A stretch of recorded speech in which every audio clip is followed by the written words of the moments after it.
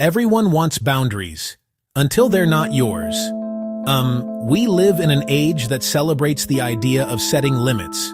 We read articles about it. We double-tap social media posts that champion self-care through clear lines. We learn and repeat powerful phrases like, "That's my boundary. I am not responsible for your feelings." On the surface, boundaries seem like the ultimate tool for a healthy and peaceful life. They promise us safety, control, the preservation of our precious energy. But there is a deep and often unspoken conflict at the heart of this trend. Many of us discover that putting boundaries into practice is much harder and messier than we ever imagined. Think about this common scenario. You scroll through your phone and see a beautifully designed graphic that says, "Your peace is non-negotiable. Set your limits." You feel a surge of empowerment. You tell a friend you can't talk, protecting your energy after a long day. But what felt like self-care now feels like a painful rejection. Your friend is disappointed, and you feel a pang of guilt. This is the boundary paradox. We champion the idea of people protecting themselves, yet we feel stung when that protection means we don't get what we want. The language of boundaries has moved from the therapist's office into our everyday conversations, becoming a cultural phenomenon. The data proves it.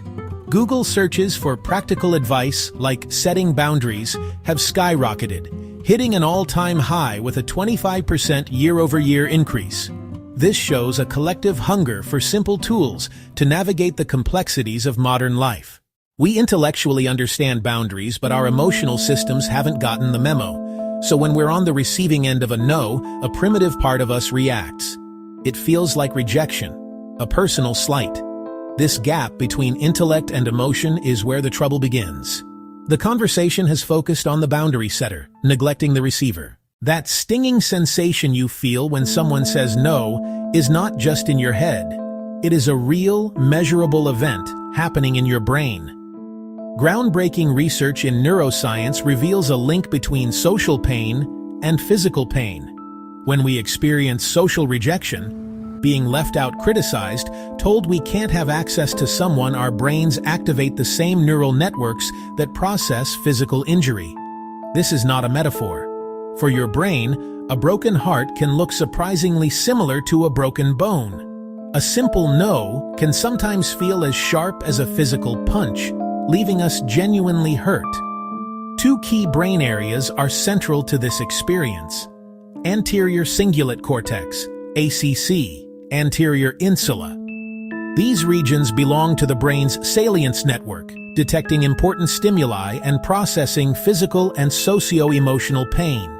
A 2024 report in Cure Addict Rep confirms this network is repeatedly activated during social rejection. When someone sets a boundary with you, your brain's alarm can go off, signaling something important and potentially threatening. This triggers an immediate, visceral response you feel in your body. Further research clarifies the details. A Nature neuroscience study showed different parts of the ACC handle different aspects. The dorsal ACC upper responds to expectancy violations, when something happens you didn't predict. The ventral ACC, lower, responds to social feedback itself. Example: a friend says they can't make your party.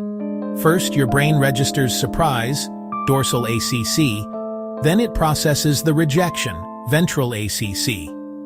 This neural dance happens in milliseconds, long before your conscious mind can rationalize it. This brain science explains why boundaries hit us so hard. Our brains are wired for social connection. For ancestors, group membership was essential for survival. Exclusion from the tribe could mean death.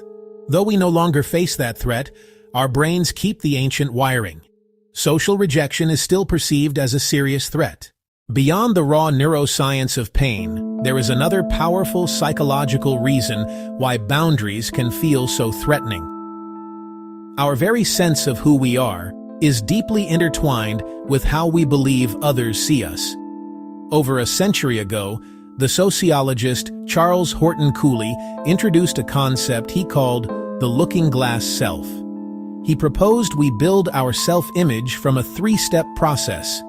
We imagine our appearance to the other person, we imagine their judgment of that appearance, and we then experience a feeling: pride, shame. In essence, we see ourselves reflected in the eyes of others. This concept is incredibly relevant to the boundary conversation. When someone sets a boundary with us, it can feel like we are looking into a mirror reflecting something negative back at us. If a partner says, "I need some time alone tonight," we might not just hear a simple request for space. Instead, our looking glass self might interpret this as, "They think I am too needy. They are tired of me." This imagined judgment can then lead to feelings of shame, insecurity, inadequacy. The boundary is no longer about their need for space, it has become a negative evaluation of our own character. This effect is magnified in people who have higher levels of rejection sensitivity. Rejection sensitivity is the tendency to anxiously expect, readily perceive, and overreact to social rejection. For someone with this tendency, a simple boundary can feel like a catastrophic event. A friend declining an invitation is not just a scheduling conflict. It is definitive proof that they are unloved or unwanted. This isn't a conscious choice. It's a deeply ingrained pattern of perception. Our modern, digitally connected lives have added another complex layer to the boundary problem. In the world of smartphones and instant messaging, constant access has become an unspoken proxy for care. We have grown accustomed to being able to reach anyone at any time with the tap of a screen. This culture of immediacy has reshaped our expectations. When someone is always available, their availability becomes the baseline. Any deviation from that baseline, such as a delayed response or a stated limit on screen time, can feel like a significant and intentional act.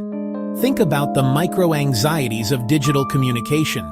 You send a text to a friend and see that they have read it, but they don't reply for hours. Are they mad at me? Did I say something wrong? Is something terrible happening? Technology's constant access makes boundaries feel more dramatic. A delayed reply, once normal, can now feel like a deliberate withdrawal. Setting a digital boundary pushes against a cultural norm that equates responsiveness with affection. Without tone or body language, a simple text boundary can be misread as a harsh rejection, amplifying the natural sting of a no. While boundaries are celebrated, their social costs are often glossed over. When you set new limits in established relationships, you'll likely encounter resistance. People used to your constant availability may not welcome the change. This can lead to a painful consequence: the loss of connections, as relationships built on unclear boundaries, fracture, or even end, may not be strong enough to survive the shift. However, it is crucial to look at the other side. While setting boundaries can lead to loss, failing to set them comes with its own severe costs. The research is very clear on this. A 2022 study in psychological health found enforcing boundaries made people significantly less likely to experience burnout. A 2021 review in Clinical Psychology Review concluded struggling to set boundaries made people far more likely to report symptoms of anxiety. Depression. These findings present a stark choice. This creates a fundamental puzzle for many of us. Setting boundaries might lead to immediate social conflict and potential loss, but not setting them leads to a slow internal erosion of our mental health, culminating in burnout, anxiety, resentment. The cost of keeping the peace externally is often a war within ourselves. Losing a connection is painful, but losing your own sense of self to please others is a different kind of tragedy. This is the difficult tightrope that so many of us are walking.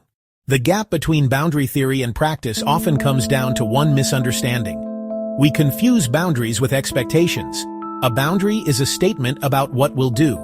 An expectation is an attempt to control someone else.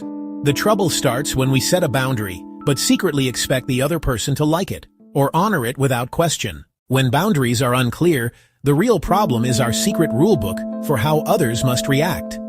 The costs pile up for everyone. One common outcome is passive aggression, where displeasure is shown through silence or subtle jabs. A 2024 study found couples with low boundary clarity reported higher rates of burnout and anxiety. A boundary is a tool, but it can be misused. Used as a weapon to punish or a wall to avoid difficult conversations, it becomes a barrier to intimacy.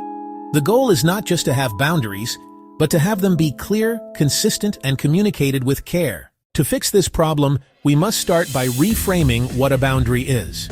A healthy boundary is not a wall you build to keep people out. It is not a punishment you inflict on someone for disappointing you. Instead, a healthy boundary is clear, honest communication. It's a guide you offer to others, showing how to be in a healthy relationship with you. It tells them where you end and they begin. It clarifies what you are available for and what you are not available for. Seen as communication rather than rejection, the dynamic shifts. Move away from a me versus you mindset toward a we mindset. Therapists call this the third entity in couples work. You, your partner, the relationship itself. Both partners share responsibility to protect and nurture it. Setting a boundary isn't doing it to your partner, it's doing it for the relationship's health. This reframes the act as collective care, not individual defense. Knowing that boundaries are about communication is one thing, putting it into practice is another. The good news is that setting healthy limits is a skill that can be learned. It requires practice. It requires patience. It requires a willingness to be a little uncomfortable at first. Here are some simple, practical ideas that can help you move from theory to action. The first step is to simply name the limit. Be direct and clear. Avoid vague language that can be easily misinterpreted. Instead of saying, "I'm just really busy," try saying, "I am not available to talk on the phone after 9 p.m." Or, "I cannot lend any money right now." Clear and specific words reduce guesswork and leave less room for misunderstanding. Next, it can be helpful to briefly share the reason behind your limit. You do not owe anyone a long, elaborate explanation. A simple, honest reason can help the other person understand that your boundary is not personal. For example, "I need that time to rest and recharge," or "I have to be careful with my budget this month." Once you state your boundary, be prepared for their reaction: hurt, disappointment, or anger. Your job isn't to fix their feelings, but to hold your boundary with kindness. Validate their emotion without giving in. Try saying, "I understand this is disappointing, and I care about you." Finally, be ready for the possibility of loss. It may reveal the connection was conditional on your willingness to overgive. While losing a connection hurts in the short term, research shows that people who successfully enforce boundaries ultimately reduce their burnout and improve their overall mental health. In the long run, you are creating space for healthier connections with people who respect your wholeness. In the end, learning to navigate boundaries, both setting them, receiving them, is a fundamental part of emotional maturity. True maturity is not about building impenetrable walls to guard your distance from others. It is about developing the capacity to respect difference. It is the quiet understanding that two people can care for each other deeply and still have separate, distinct, sometimes conflicting needs. And that is okay. In fact, it is more than okay. It is healthy. The ability to honor this separateness allows strong, authentic relationships to last and thrive over time. It is the foundation of mutual respect. The journey to healthy boundaries requires empathy for yourself, for others. When you need to set a limit, try to lead with care. Frame it as a need you have, not a flaw you see in them. And when someone sets a boundary with you, pause. Take a breath before you react. Resist the brain's initial fight-or-flight urge. Get curious instead of defensive. Ask a gentle question like, "Can you help me understand what you need?" This simple, powerful move slows everything down. It gives the thinking part of your brain a chance to catch up with the feeling part. It creates a space for safety and mutual understanding to settle in. Let's try a simple reframe you can carry with you. Boundaries are not punishments. They are guides. They do not measure how much you love someone. They simply measure what you have the capacity to give right now. Love can be fully present even when a limit is in place. A no to a request is not a no to the person. This distinction is everything. Holding on to this truth can help you set your own limits with less guilt and receive others' limits with more grace. It is the key to unlocking a more peaceful and honest way of relating to everyone in your life. This is not easy work. It is a skill that takes consistent practice. Honest conversations, a willingness to be uncomfortable, a commitment to self-respect and compassion. But it is some of the most rewarding work you will ever do. If you want to take one small step on this path right now, try this. Think of one small, low-stakes limit you need to set. Say it kindly and clearly to the relevant person. Then, simply notice. Notice how you feel after you say it. Notice how the other person reacts.